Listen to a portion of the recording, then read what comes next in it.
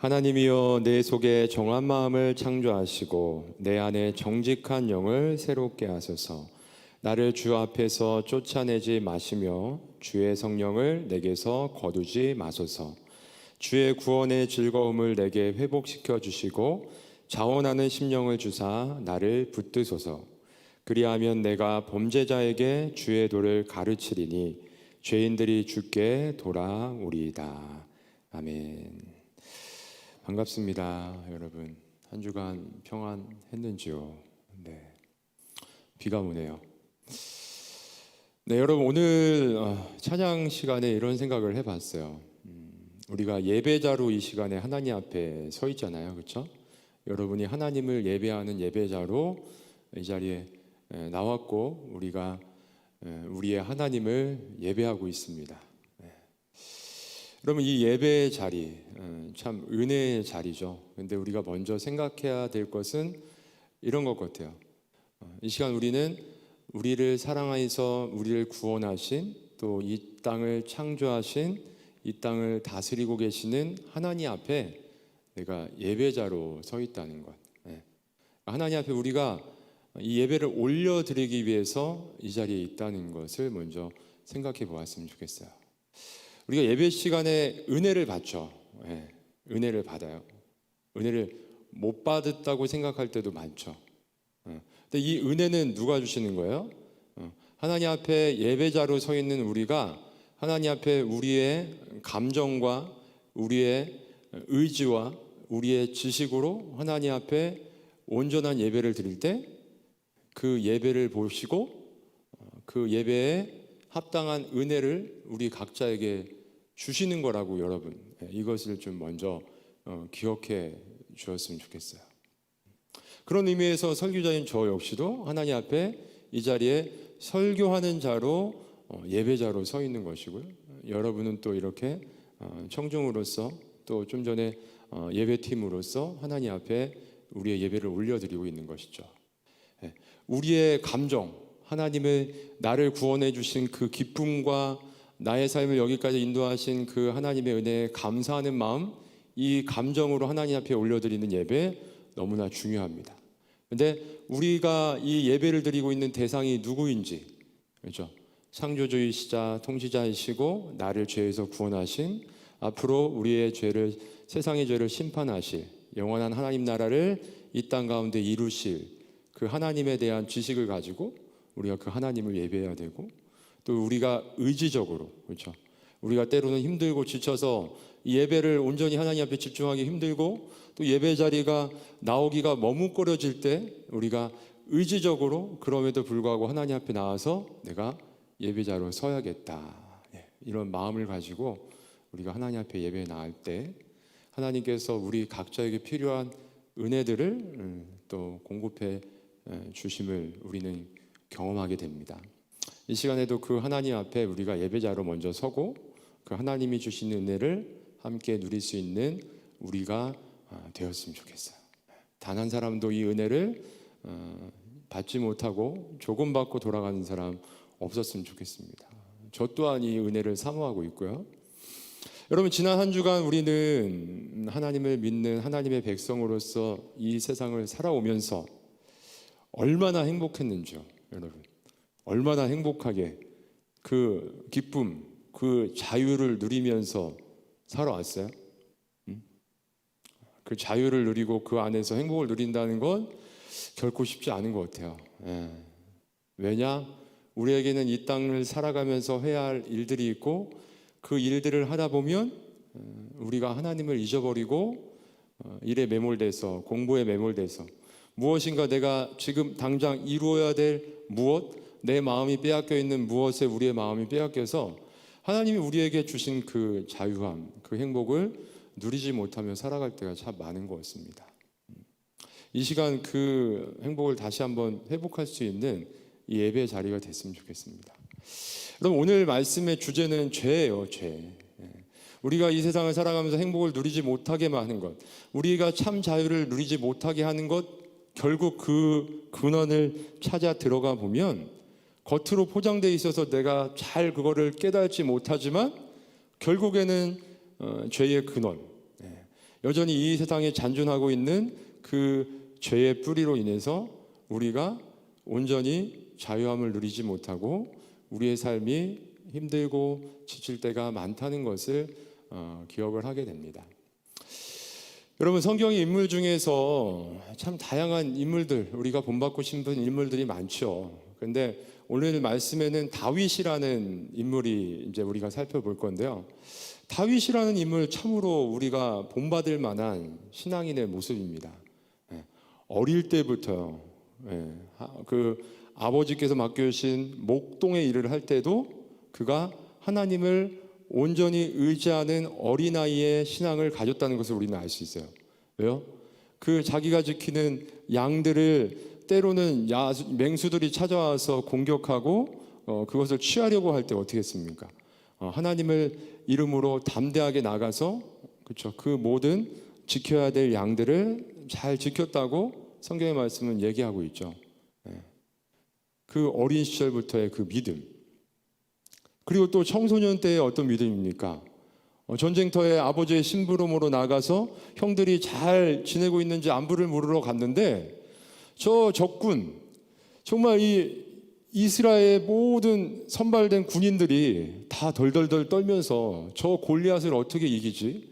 우리의 힘으로는 도저히 이길 수 없을 것 같아서 몇 날 며칠을 그냥 이 대치 상황 속에서 그 골리앗이 나와서 하나님을 욕하고 하나님의 백성을 욕하며 저주하는 가운데서 누구 하나 맞서 싸우지 못하는 가운데 있는데 다윗은 그 소리를 듣자마자 당장에 나가서 물맷돌로 만군의 여호와의 이름에 의지해서 골리앗을 무너뜨리지 않습니까?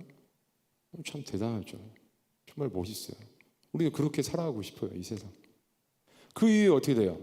사울이 그를 선발해서 군대 장관을 삼죠.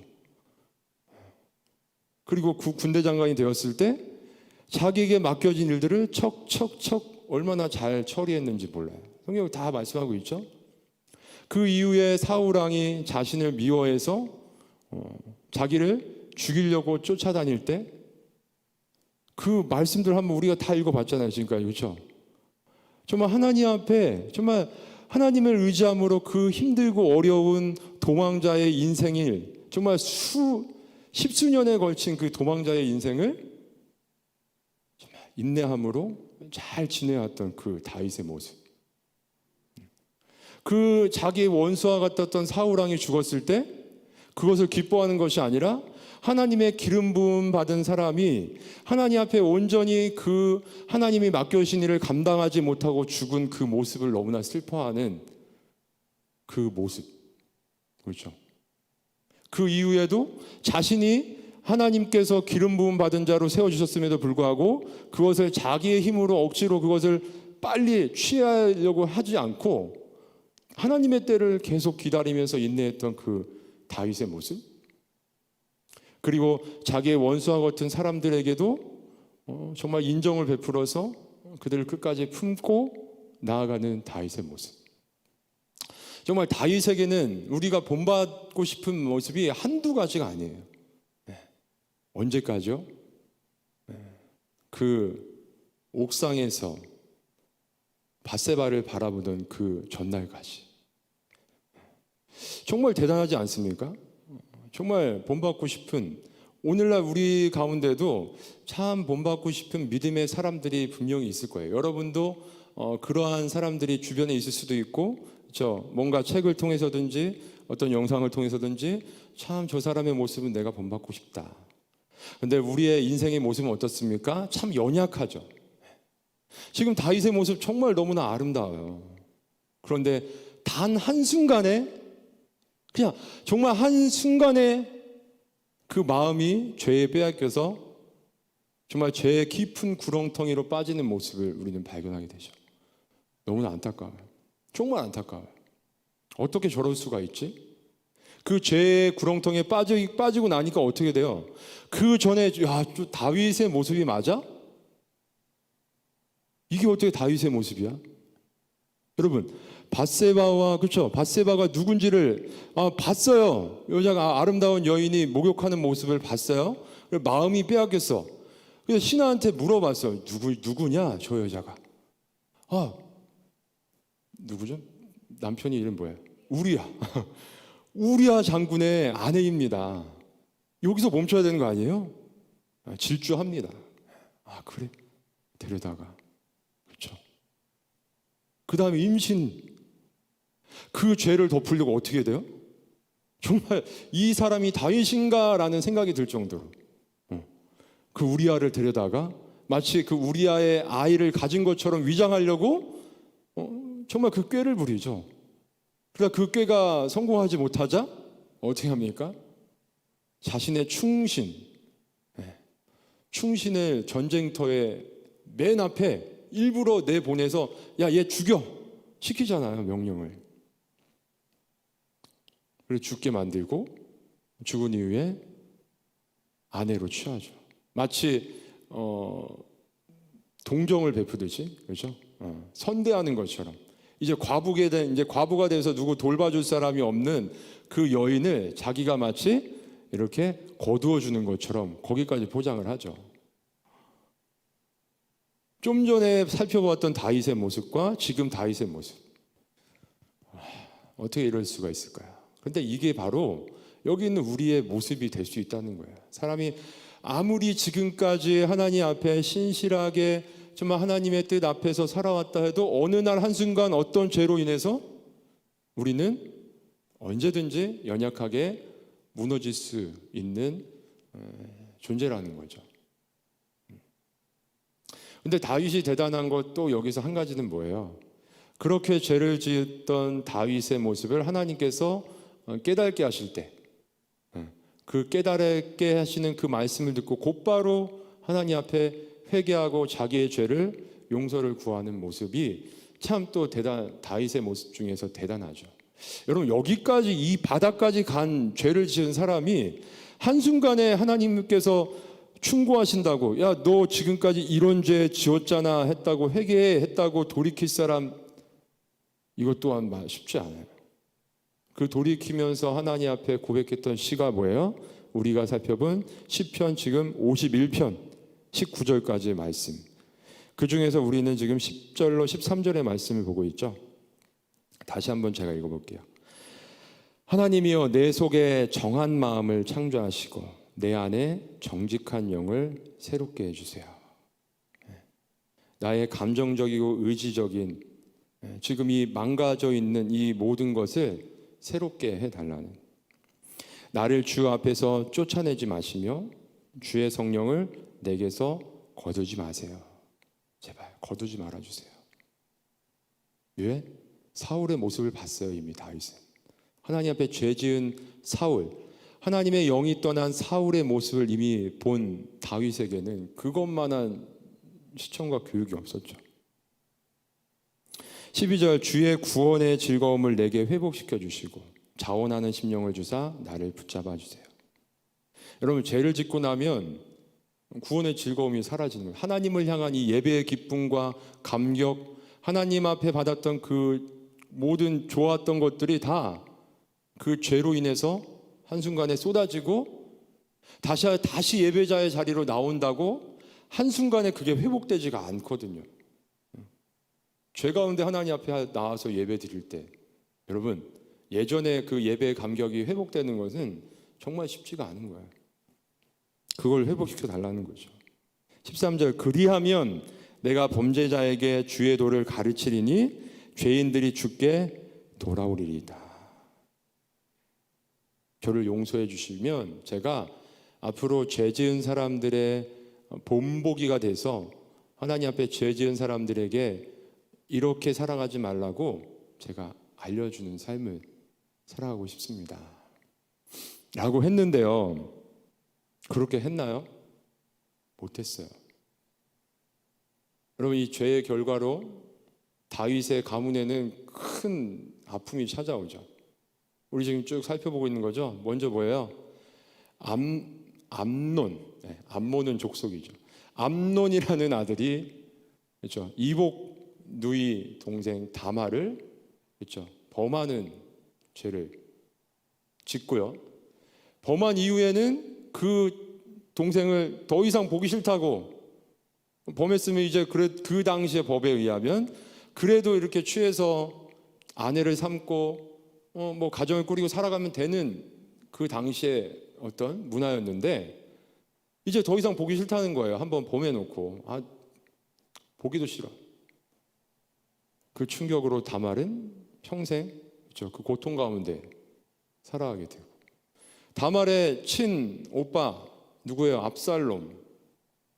압살롬은 어떻게 합니까? 자기의 동생을 매일 그 아파하는 동생의 모습을 보면서 얼마나 정말 가슴이 찢어졌겠습니까? 그 찢어지는 가슴, 그 복수를 하기 위해서 수년 동안 준비를 하고 복수의 그날, 그렇죠, 암논을 죽이게 되죠. 그리고 자기의 지은 죄로 인해서 아버지께 벌을 받을까봐 도망을 가죠. 외갓집으로. 오랜 시간 동안 도망가 있습니다. 이 상황 가운데 다윗은 어떻게 해요? 좀 전에 13절 뭐라 그랬어요? 그리하면 내가 범죄자에게 주의 도를 가르치리니 죄인들이 주께 돌아오리이다. 그렇죠. 오늘날 우리는 이 말씀을 보면서 다윗의 했던 행동들과 이 시편 51편의 말씀을 보면서 깨닫고, 그렇죠, 정말 하나님 앞에 죄를 짓는다는 건 이렇게 큰 문제를 일으키는 거구나 알고서 조심할 수도 있지만, 당장에 자기의 눈앞에 펼쳐졌던 죄의 문제에 대해서 어떻게 했습니까? 어떻게 손을 못 썼어요. 암논이 다말을 범했을 때 그 문제를 보고 화가 났지만 그 문제를 올바로 하나님의 말씀 앞에서 처리하기 위한 어떤 행동도 하지 않았어요. 그렇죠, 압살롬이 형을 죽였을 때도 그 문제를 바로 해결하지 못하고 그냥 계속 지켜보는 거예요. 그러다 어떻게 돼요? 압살롬이 나중에 이제 뭐 요압의 지혜로운 여인을 통해서 압살롬을 돌아오게 하지만 아버지의 관계가 온전히 회복되지 못하고, 그렇게 시간이 지나가면서 또 압살롬은 또 마음속에 이런 마음을 품죠. 아버지는 나에게 이제 마음이 완전히 떠났구나. 그렇다면 내가 내 힘으로 이 나라의 다음 왕이 돼야지. 그렇죠? 내란을 꾸미고요, 실제로 일으키고요, 실제로 왕이 돼서 통치를 하다가 어떻게 되죠? 오늘 주일 말씀, 그 마지막 그 계략에서 제대로 하나님이 이끄시는 대로 잘못된 계략을 썼다가 이제 결국에는 실패를 하고 죽음을 당하죠. 압살롬이 죽음을 당했을 때 가장 슬퍼했던 게 누구예요? 다윗이에요. 압살롬아, 내 아들 압살롬아. 그동안 그게 생각났겠죠. 자신이 지은 죄로부터 시작해서 첫째 아들이 죄를 지었고, 딸이 고통받고 있고, 또 다른 아들이 살인죄를 저지르고 모반했다가 이제 죽음을 당한, 내가 진작에 이 일을 어떻게 좀 잘 처리했으면 하는 후회도 있었겠죠. 그럼 우리가 수련회 때 잠언의 말씀 살펴보았죠. 잠언의 말씀이 뭐예요? 하나님을 경외하며 죄를 멀리하고 악인들과 가까이 하지 말라고 말씀하고 있죠. 죄라는 것이 이만큼 우리의 삶을 정말 비참하게 만드는 거예요. 그렇죠? 죄를 지으면 그 죄에 대한 결과가 우리의 삶 가운데 계속해서 발생하고 죄가 죄를 낳고, 그로 인해서 우리의 삶이 고통스럽고 비참해지는 그런 결과가 있기 때문에 하나님께서 우리에게 강력하게 너희들이 죄의 길에 서지 말고 내 말씀 앞에 순종함으로 살아갈 것을 우리에게 말씀하고 계시죠. 그 전에는 이미 우리를 죄인에서 의인으로 구원해 주시고, 예수님을 통해서. 그렇죠? 구약 시대에는 여기에서 오늘 말씀을 보면 11절 말씀에 주의 성령을 내게서 거두지 마소서. 구약 시대에는 성령 하나님께서 사람들에게 가서 어떤 역사를 하시고 뭐 떠나기도 하시고 이랬어요. 그런데 오늘날 신약 시대를 살아가고 있는 오늘날은 뭐예요? 하나님께서 우리에게 주신 은혜가 뭐예요?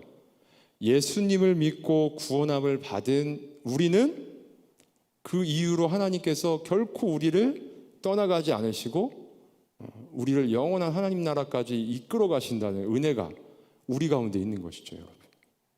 지금 여러분 마음속에 정말 예수님을 내가 구세주로 믿어서 정말 영원한 하나님 나라 백성이 되었다는 그 사실을 여러분이 확실히 믿고 있다면 그 믿음을 주신 성령 하나님께서 우리를 떠나지 않으시고 우리가 때때로 죄 가운데 빠져서 죄의 정말 그 고통 가운데 있을지라도 결코 우리를 떠나지 않으시고 우리의 삶을 계속 인도해 가신다는 것, 그게 오늘날 우리에게 하나님이 주시는 은혜인데, 그 은혜와는 별개로 우리가 죄를 짓게 되면 여전히 우리는 그 죄의 결과로 일어나는 문제들로 고통 가운데 살아갈 수밖에 없다는 것을 우리는 항상 잘 기억을 해야 될 것 같아요.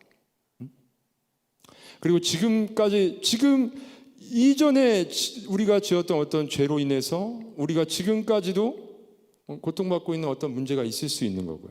그렇죠?